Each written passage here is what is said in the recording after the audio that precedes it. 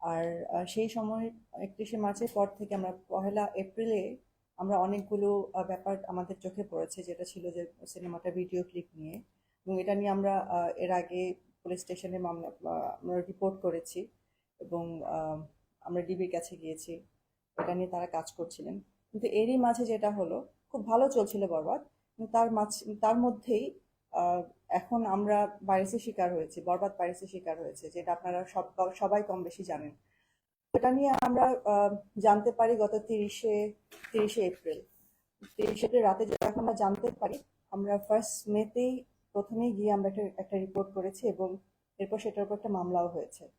তো আমরা চেষ্টা করেছি আমাদের সব দিক থেকে যতটুকু সম্ভব সিকিউরিটি মেজার্স নেওয়ার জন্য। আমাদের পাইরেসি টিমও ছিল এখানে, তারাও চেষ্টা করেছে। এবং সব কিছুতেই, সব দিক থেকেই আমরা আমাদের মতো করে চেষ্টা করেছি যেন পাইরেসিটা যেন কোনোভাবেই না হয়। তারপরেও কোনো না কোনো মাধ্যম থেকে পাইরেসিটা হয়েছে। এবং শুধু শুধু আমি বলবো না যে নর্মাল পাইরেসি বা হল প্রিন্টেড পাইরেসি হয়েছে, এটা এইচডি প্রিন্টেড পাইরেসিটা হয়েছে। এই এইচডি প্রিন্টটা শুধুমাত্র আমরা দিয়েছিলাম ডিস্ট্রিবিউটরদের কাছে। ডিস্ট্রিবিউটরদের যদি আমি বলি, যারা সেন্ট্রাল সার্ভার থেকে ডিস্ট্রিবিউশন করে সিঙ্গেল স্ক্রিনে, আমরা দিয়েছি সিনেপ্লেক্স, মাল্টিপ্লেক্স, এবং আরো আরো যত সিনেপ্লেক্স আছে বাংলাদেশে তাদেরকে দিয়েছিলাম ডিসিপি ফরম্যাটে। এখন এই আমাদের প্রশ্নটা হচ্ছে যে আমরা দিয়েছি যাদেরকে, এইচডি প্রিন্টের অরিজিনাল কপিটা যাদেরকে দিয়েছি, আমাদের প্রাইসি থেকে সেখান থেকে হলো কিনা সেটা আমরা এখন পর্যন্ত জানতে পারছি না।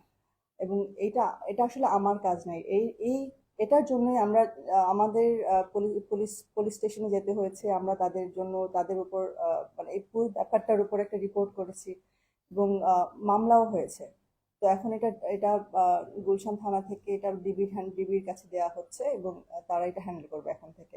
আর আমার সাথে পুরো কাজটাতে যারা হেল্প করেছেন, আমার আমার লয়ার, বিডিএলপের ওনার ব্যারিস্টার সজীব মাহমুদ, এবং আমার পাইরেসি রোধ করতে আমার সাথে যে চুক্তিবদ্ধ ছিলেন কাইনেটিক নেটওয়ার্কের ওনার জুয়েল মোর্শেদ, উনি এখানে আছেন। তো আমি আপনাদেরকে আপনাদের সবার সামনে ওনাদের দুজনকে মানে এই দুজন আমাকে সর্বাত্মকভাবে চেষ্টা করছেন লিগালি অ্যাকশন নেওয়ার জন্য। এবং আমরা আমাদের সাইড থেকে যতটুকু সম্ভব আমরা চেষ্টা করছি যে প্রত্যেকটা সাইড থেকে নামানোর।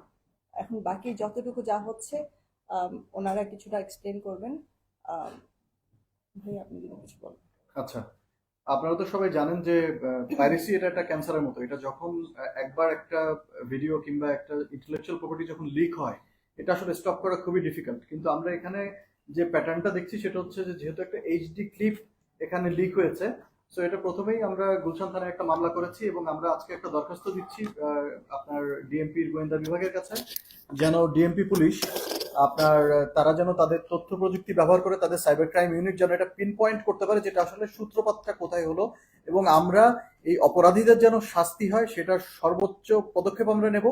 এবং এছাড়াও যে যারা অনেকেই আছে যে অজান্তে আপনার এই ক্লিপটা হয়তো একটা গুড ইন্টেনশনেই তারা শেয়ার করছে, কিন্তু এটা কিন্তু একটা অপরাধ।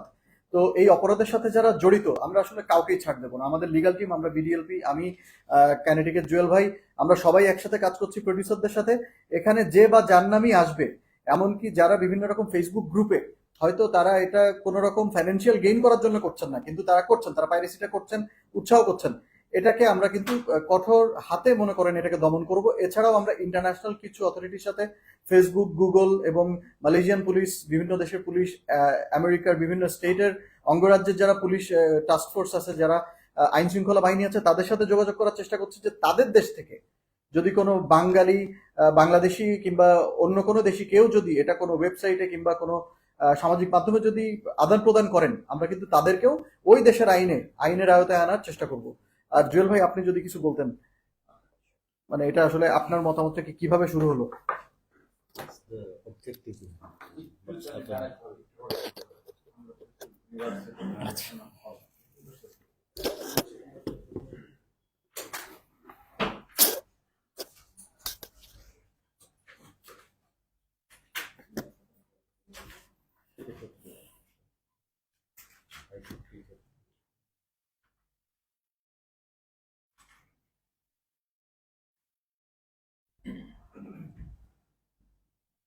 আসবো।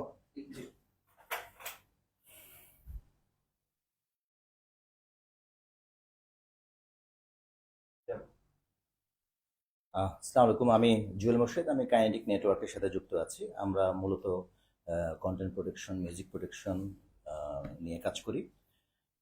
বরবাদের ক্ষেত্রে যেটা আমরা প্রথম আমরা সার্ভারে টের পাই মে মাসের 2 তারিখের দিকে আমরা একটা স্পাইক পাই। আমি একটু ইনফরমেশন দিয়ে রাখি, গত 7 দিনে এখন পর্যন্ত বরবাদ ওই মুভিটা টোটাল ব্লক হয়েছে 2,48,691 আপলোড। এটা জাস্ট গত এই 7 দিনে 2,48,691টা ভিডিও ক্লিপ ব্লক হয়েছে গত 7 দিনে, এই শুধুমাত্র এই লাস্ট 7 দিনে। আর স্পাইকটা হয় মানে হায়েস্ট ব্লক হয়েছে মে মাসের 3 তারিখে। সেদিন 80,000 ব্লক শুধু ওই দিনই ব্লক হয়েছে। এবং এটা আমি যে রিপোর্টটা বলছি এটা শুধুমাত্র ফেসবুকের, প্যারালি ইউটিউব, ইনস্টাগ্রাম আর কিছু টেলিগ্রাম ব্লক আছে। তো এখানে শুরুতে আমাদের একটু বেগ পেতে হয়েছে ব্লগ করতে, কারণ আমরা তো আসলে রাইট ম্যানেজার ইউজ করি। যদি আমি টেকনিক্যাল টার্মটা বলি, ফেসবুকে আমরা ইউটিউবের ক্ষেত্রে ইউটিউব রাইট ম্যানেজার ইউজ করি, ফেসবুকের ক্ষেত্রে ফেসবুকের রাইট ম্যানেজার ইউজ করি, ইনস্টার ক্ষেত্রেও ফেসবুক রাইট ম্যানেজার ইউজ করি, আর অন্যান্য ক্ষেত্রে আমরা ম্যানুয়াল টেকডাউনটা ইস্যু করি। এখানে আসলে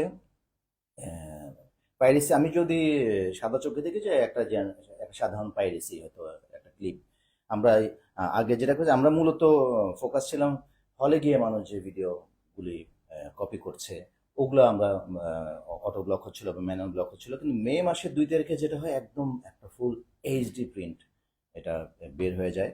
তো শুরুতে আমরা দেখলাম যে এটা অটোমেটিক্যালি ব্লক হচ্ছে না, মানে তো এটা আমরা চেষ্টা করছি, টিমের সাথে কথা হচ্ছিল, ভাইয়াদের সাথে কথা হচ্ছিল।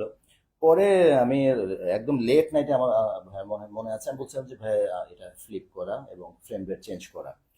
তো তখন মানে ওইটাই যারা পাইরেসির সাথে জড়িত এরা বেশ কিছু ভার্সন, মূল ভার্সনটা পাওয়ার পরে বেশ কিছু ভার্সন বের করে নিয়েছিল। Flip version, frame rate change করা ভার্সন, কালার চেঞ্জ করা ভার্সন, মিরর ভার্সন। তো এই কারণে আমাদের বেশ বেগ পেতে হচ্ছে। যেটা বললাম আমরা 3 এবং 4 মে হায়েস্ট ব্লক ছিল, তারপরে এসে মে মাসের 5 তারিখে এসে ডিক্লাইনটা শুরু হয়, কমতে থাকে, রিআপলোডটা কমতে থাকে বা পাইরেসির পরিমাণটা কমতে কমতে এখন এটা ডিক্লাইন স্টেজে আছে। এখন এখন মোটামুটি আপলোড হলে আমরা সাথে সাথে ব্লক করে দিতে পারছি। কিন্তু আসলে ব্লকিংটাই তো মূল বিষয় না, এটা আমাদের অবশ্যই এটা বের করতে হবে, যেটাকে আমরা বলি যে ফিঙ্গারপ্রিন্ট বের করা বা ফরেন্সিক থেকে বের করা, যে এটা আসলে এক্সাক্ট কোন দিন অনলাইনে গেল বা কিভাবে গেল, রুট এটা ফরেন্সিকে গেলে রুটটা বের করে নেওয়া যায়। আমার মনে হয় আমরা যদি সেদিকে আগাই এবং আমরা বরবাদ যেহেতু সব দিক থেকেই একটা বেঞ্চমার্ক আমাদের দেশে, একটা এক্সাম্পল হিসেবে থাকা, যে এত দ্রুত একটা একটা একটা ফিল্ম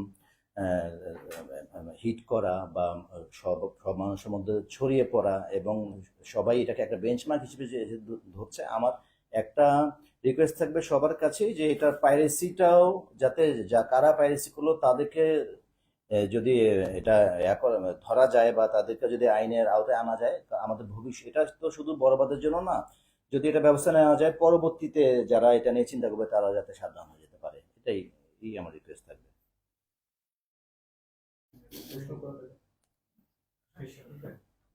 আচ্ছা